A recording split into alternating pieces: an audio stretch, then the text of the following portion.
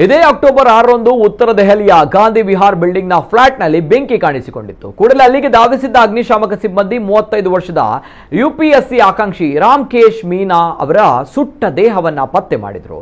ಮೊದಲಿಗೆ ಇದು ಎಸಿ ಸ್ಫೋಟದಿಂದ ಆಗಿರುವಂತಹ ದುರಂತ ಎಂದೇ ನಂಬಲಾಗಿತ್ತು. ಆದರೆ ವಿಧಿವಿಜ್ಞಾನ ಪ್ರಯೋಗಾಲಯದ ವರದಿ, ದೆಹಲಿ ಪೊಲೀಸರ ಅನುಮಾನ, ಕೃತ್ಯದ ಬಳಿಕ ಸಿಕ್ಕ ಒಂದೇ ಒಂದು ಸುಳಿವು ರೋಚಕ ಸತ್ಯ ಬಯಲಿಗೆಳೆಯುವರಲ್ಲಿ ಯಶಸ್ವಿಯಾಯಿತು.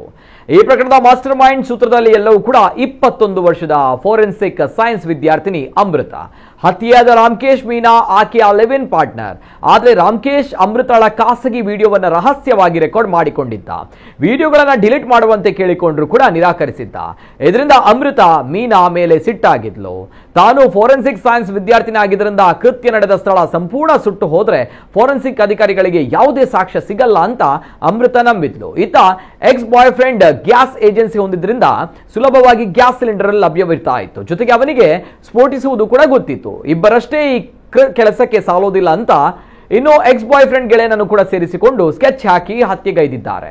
ಪ್ರಕರಣ ಭೇದಿಸಿದ ಪೊಲೀಸರು ಸ್ಫೋಟಕ ವಿಚಾರಗಳನ್ನು ಬಯಲಿಗೆಳೆದಿದ್ದಾರೆ. ತೀವ್ರ ವಿಚಾರಣೆ ನಡೆಸಿದಾಗ ಅಮೃತ ಕೃತ್ಯ ಎಸಗಿದ್ದಾಗಿ ತಪ್ಪು ಒಪ್ಪಿಕೊಂಡಿದ್ದಾಳೆ. ಸದ್ಯ ಬಂಧಿತರಿಂದ ಆಕೆಯ ಅನೇಕ ಡಿಜಿಟಲ್ ಸಾಧನಗಳು ಹಾಗೂ ಕದ್ದ ವಸ್ತುಗಳನ್ನ ವಶಕ್ಕೆ ಪಡೆಯಲಾಗಿದೆ.